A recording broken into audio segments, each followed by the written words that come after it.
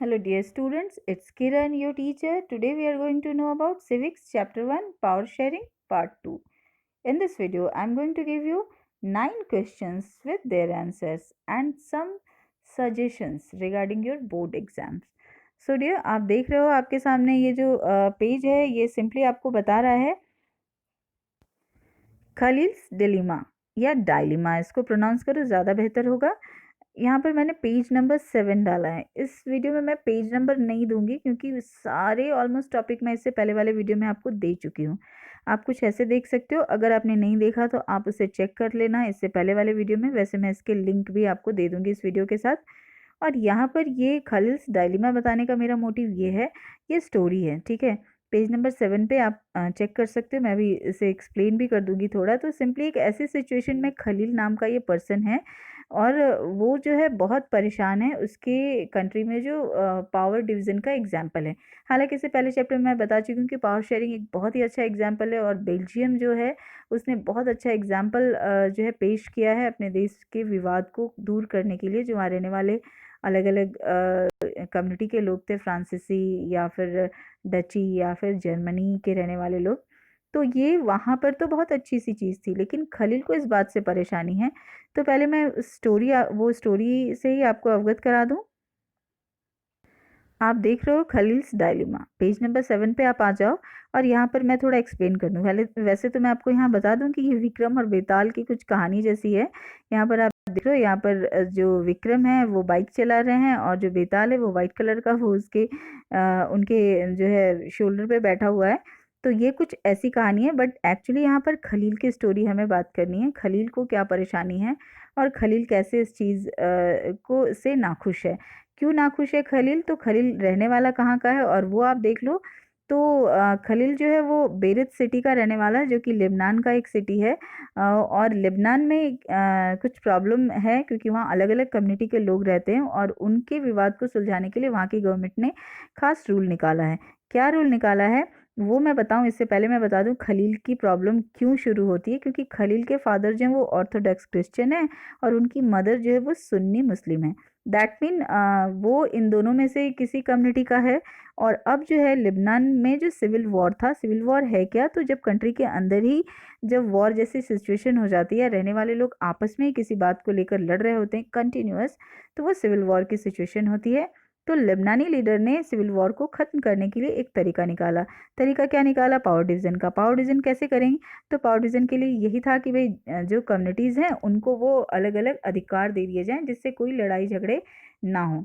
अब देखो इन्होंने क्या निकाला रूल कि वहाँ पर रहने वाले, लेबनान में रहने वाले जो कैथोलिक क्रिश्चियन होंगे, और यहाँ पर मैंने क्या बताया उसके फादर ऑर्थोडॉक्स क्रिश्चियन थे, पर वहाँ रूल क्या निकला कि कैथोलिक क्रिश्चियन जो होंगे उनमें से ही कोई प्राइम मिनिस्टर बन सकता है। यानी वहाँ के प्राइम मिनिस्टर बनने के लिए वो कैथोलिक क्रिश्चियन का होगा और जो वहाँ की जो सुन्नी कम्युनिटी होंगी, जिसके लिए मैं यहाँ पर आपको दिखा दूँ, जो और सुन्नी जो कि उसकी मदर सुन्नी मुस्लिम को बिलोंग कर रही थी, वो वहाँ के प्राइम मिनिस्टर के लिए था। प्रेसिडेंट बनने के लिए कैथोलिक क्रिश्चियन होना ज़रूरी है और प्राइम मिनिस्टर बनने के लिए सुन्नी मुस्लिम का होना ज़रूरी है। दैट मीन ये वहाँ के लीडर्स ने सिविल वॉर को ख़त्म करने के लिए ये डिसाइड किया।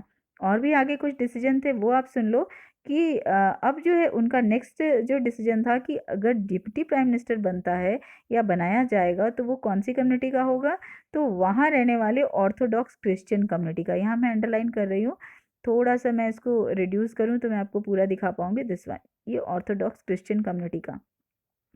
अब प्रॉब्लम क्या थी इसकी कि और एक और था कि स्पीकर कौन होगा, तो जो सिया मुस्लिम का होगा। आपने देखा 4 पोस्ट बता दिया गया और चारों पोस्ट अलग अलग कम्युनिटी के लोगों को दिया गया।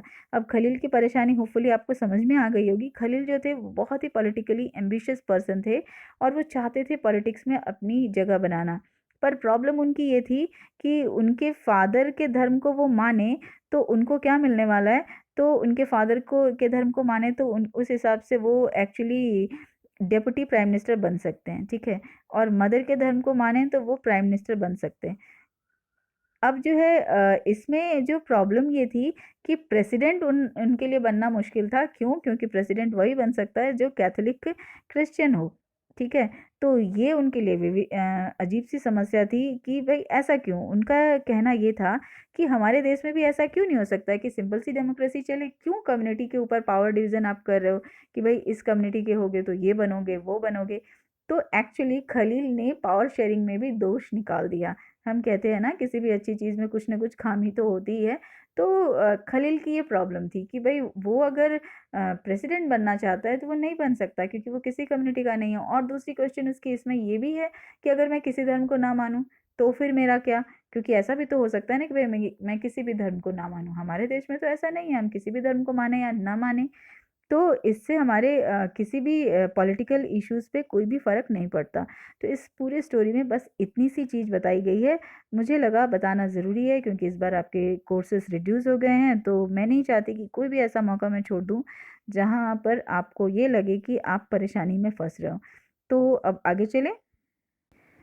अब देखना शुरू करें। क्वेश्चन नंबर 13, ठीक है। ये क्या कहता है? Where does majority of population of Belgium live? Belgium में जो मेजॉरिटी ऑफ पॉपुलेशन थी वो कहाँ रहती थी? तो ये फ्लेमिश रीजन में रहती थी, यानी उस क्षेत्र का नाम है। मैंने मैप में आपको दिखाया है और अभी भी दिखा दूंगी वो मैप, ताकि मैं और भी जो कुछ क्वेश्चन है फिर से क्लियर कर दूं। इससे पहले वीडियो में तो दिखाया है। तो यहाँ पर आप देखो कि मेजोरिटी कौन था, तो डच के लोग थे, डच स्पीकर थे, जो कि 59% लोग थे। वो किस एरिया में रहते थे? तो फ्लेमिश रीजन उस एरिया का नाम था। अब नेक्स्ट क्वेश्चन इसी से रिलेटेड है। Where does minority of population of Belgium live? Minority of population कहाँ रहती थी बेल्जियम की? तो वो वलोनिया रीजन में रहती थी, जो कि फ्रेंच स्पीकर थे, यानी वलोनिया रीजन में फ्रेंच स्पीकर थे और उनका पॉपुलेशन, टोटल पॉपुलेशन का वो 40% थे, उस एरिया में रहते थे। और एक क्वेश्चन देख लो और फिर मैं मैप दिखाऊंगी इससे related. Headquarters of European union, जो यूरोपियन यूनियन है उसका हेडक्वार्टर कहाँ है? तो ब्रुसेल्स, जो कि कैपिटल भी है बेल्जियम का। और मैं एक बार आपको बता दूं कि यूरोपियन यूनियन कोई एक कंट्री नहीं है, ये एक ग्रुप है। कितने कंट्रीज का? 27 कंट्रीज का। उनके नाम मैं यहाँ नहीं दे रही हूँ और ना ही बुक में है, तो इसलिए मैंने इसे बताना, बहुत एक्सप्लेन करना ज़रूरी नहीं समझा। लेकिन मैं यहाँ पर इसलिए बता रही हूँ कि आप ये अंदाज़ा लगाओ कि ब्रुसेल से इतना डेवलप हो गया कि यूरोपियन यूनियन के 27 कंट्रीज ने मिलकर इसे अपना हेडक्वार्टर बनाना डिसाइड किया। तो इस बात से ये अंदाज़ा आप लगा सकते हो। अब मैं आपको मैप दिखा देती हूँ। आप देख रहे हो ये है बेल्जियम का मैप, ठीक है। हालांकि ऊपर आपको बेल्जियम और श्रीलंका लिखा हुआ दिख रहा है, बट यहाँ पर मैं सिर्फ बेल्जियम का मैप दिखा रही हूँ और इस वीडियो में मैं श्रीलंका नहीं दिखाऊंगी। आपको प्रीवियस में मैं दिखा चुकी हूँ इससे रिलेटेड फैक्ट और चीज़। हाँ, कुछ क्वेश्चन ज़रूर हैं जो मैं दूंगी इस वीडियो में भी, तो आप देखना शुरू करो। ये है बेल्जियम का मैप और इसमें मैंने क्यों आपको यहाँ फिर से दिखाया कि यहाँ पर ये फ्लेमिश रीजन मैंने लगाया, यानी ये वो रीजन है। अभी मैंने क्वेश्चन आपको दिया ना कि वो मेजोरिटी ऑफ पॉपुलेशन कौन से एरिया में रहते थे, उस एरिया का क्या नाम था? तो उस एरिया का नाम था फ्लेमिश, ठीक है। अब मैं आपको बताऊं, नेक्स्ट क्वेश्चन जो मैंने आपको दिया कि वो जो वहाँ पे रहने वाले जो माइनॉरिटी कम्युनिटी थी वो कौन से रीजन में रहती थी? तो वो ये रीजन है। ये साइड वाला मैंने छोड़ा है क्योंकि यहाँ पर जर्मन पीपल थे जो कि 1% थे। तो ये रेड वाला जो एरिया है, इस एरिया को कहते हैं वलोनिया रीजन। वलोनिया इस एरिया का नाम है, ठीक है। और यहाँ पर कौन से लोग थे? तो यहाँ पर जो थे ये फ्रेंच स्पीकर का एरिया था, ठीक है।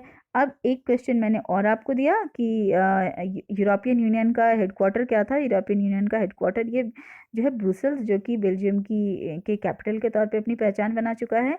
तो ये काफ़ी डेवलप था। पर इसके बारे में एक फैक्ट और बता दूं जो मैंने प्रीवियस वीडियो में दिया है लेकिन फिर बता रही हूँ कि ब्रुसेल्स की कहानी ये थी कि इसमें जो एक्चुअली रियल की बात अगर देखी जाए तो ब्रुसेल्स में 80% जो था वो फ्रांसीसी पीपल थे और 20% ही केवल यहाँ डच एरिया में रहने वाले लोग थे। दैट मीन फ्लेमिश रीजन में डच बोलने वाले लोग जो थे वो थे।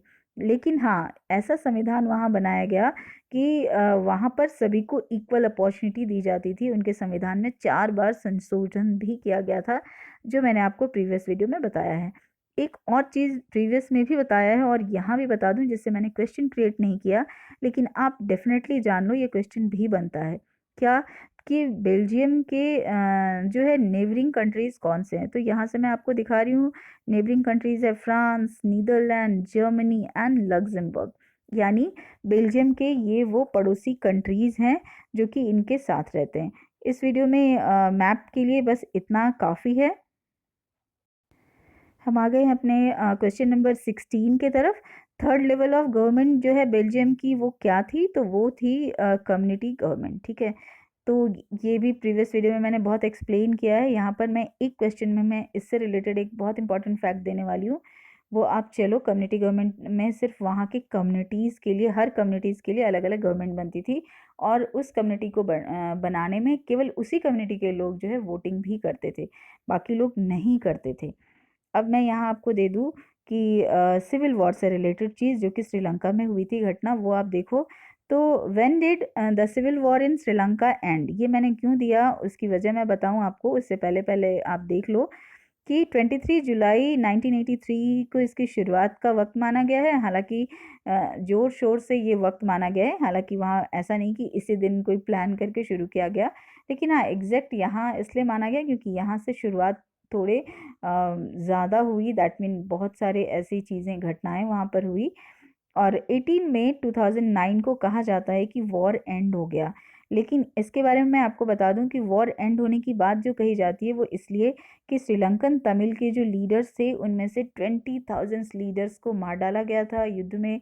नहीं रह सरवाइव कर पाए क्योंकि वो बहुत सी अपनी डिमांड रख रहे थे। इससे पहले वीडियो में मैं बता चुकी हूँ कि श्रीलंका में बहुत बड़ी प्रॉब्लम थी और है इसलिए बोल रही हूँ, जैसे मैंने बोला, अगर अभी भी आप 2020 में भी अगर आप चेक करते हो तो आपको यही पता चलता है कि एक्चुअली ये प्रॉब्लम दिखता है, जो कि ये कहा जाता है कि सिविल वॉर एंड हो गया। बहुत सारी चीज़ इस पर आई हैं, लेकिन आपकी बुक की यही चीज़ मैं आपको दे रही हूँ, और आप चेक भी करोगे तो आपको यही चीज़ मिलने वाला है।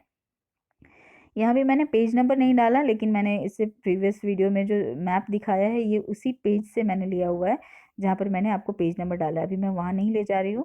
आप देखो, describe the demands of Sri Lankan Tamil, यानी श्रीलंका के रहने वाले जो तमिल थे उनकी क्या डिमांड थी। डियर यहाँ ध्यान देना, एक श्रीलंकन तमिल थे वहाँ और एक इंडियन तमिल थे।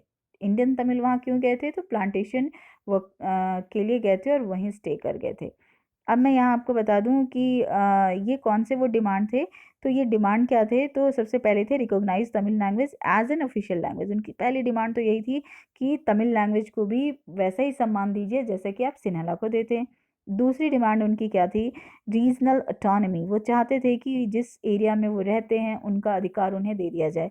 वो कौन से एरिया में रहते हैं ये मैंने आपको मैप में दिखाया है, बट यहाँ मैं ऐसे बता दूं, नॉर्थ जो पार्ट है श्रीलंका का और ईस्ट जो पार्ट है, पूरे नॉर्थ टू ईस्ट में तमिल का एरिया था, यानी श्रीलंकन तमिल का एरिया था। वो चाहते थे कि वो अधिकार उनको दे दिया जाए, वो एरिया उनको दे दिया जाए।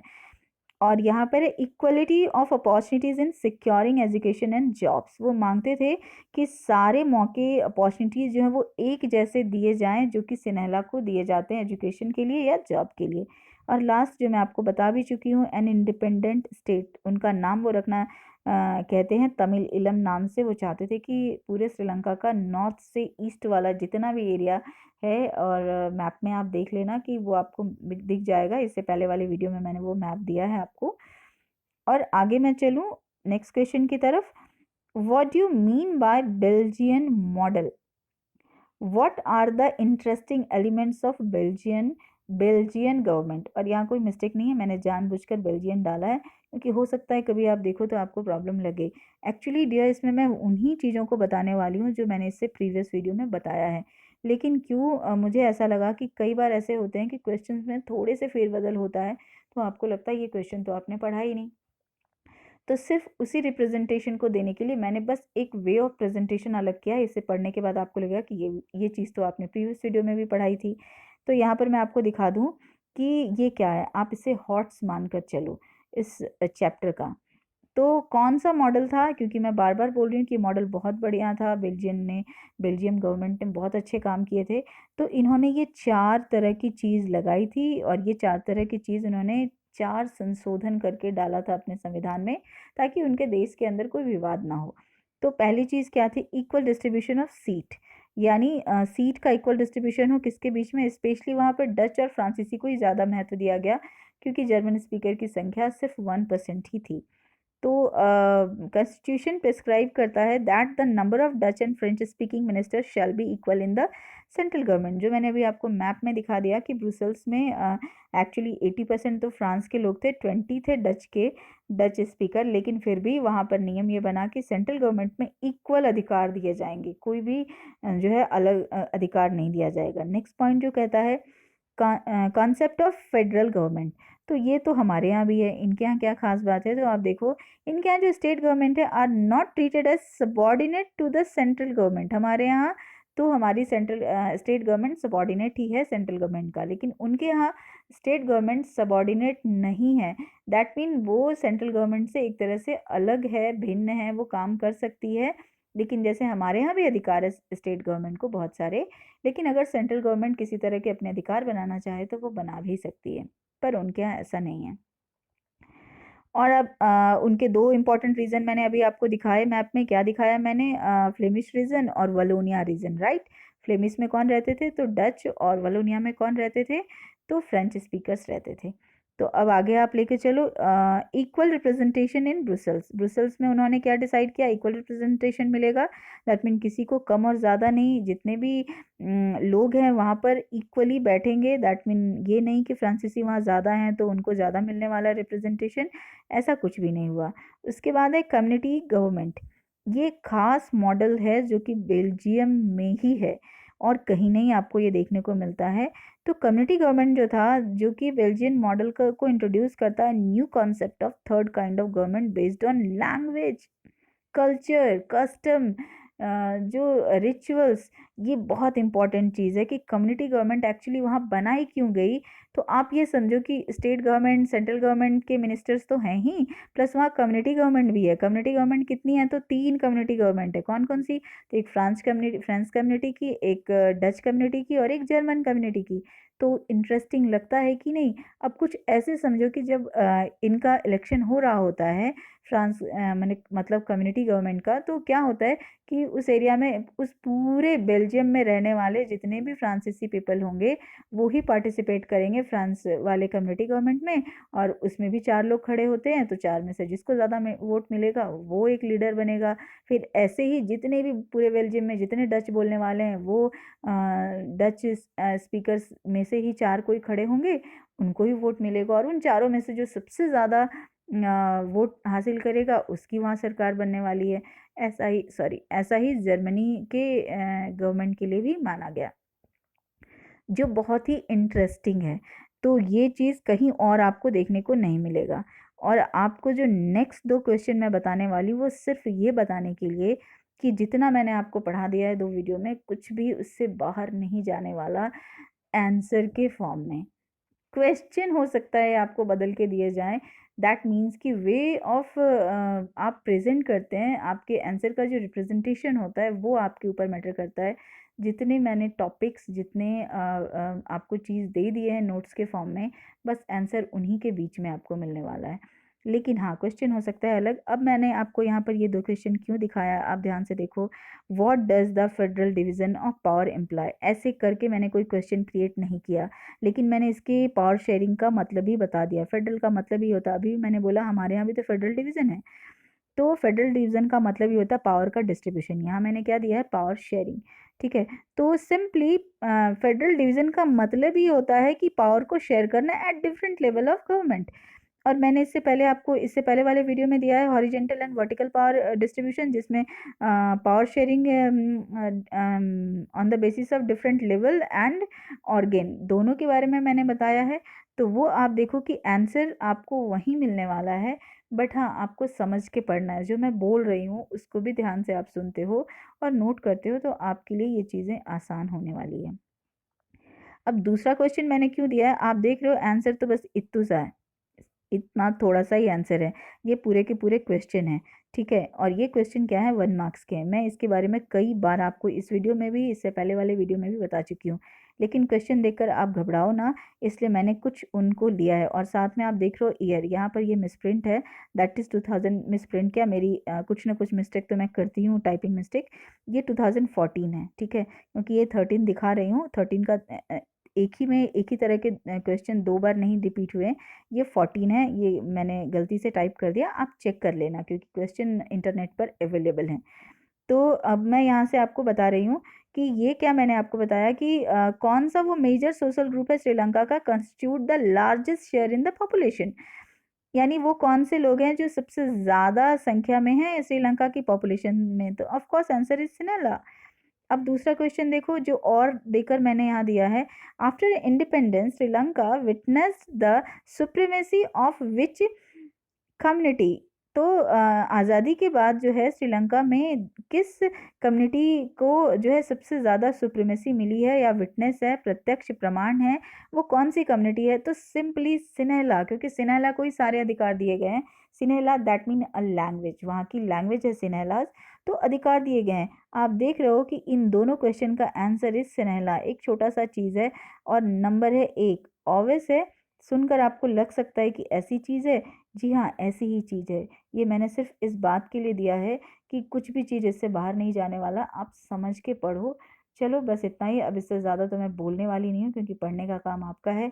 We teachers are doing our job और होपफुली आप स्टूडेंट्स भी अपना जॉब कर रहे होगे। और बस आज के लिए इतना ही। Have a nice day, bye, take care dear.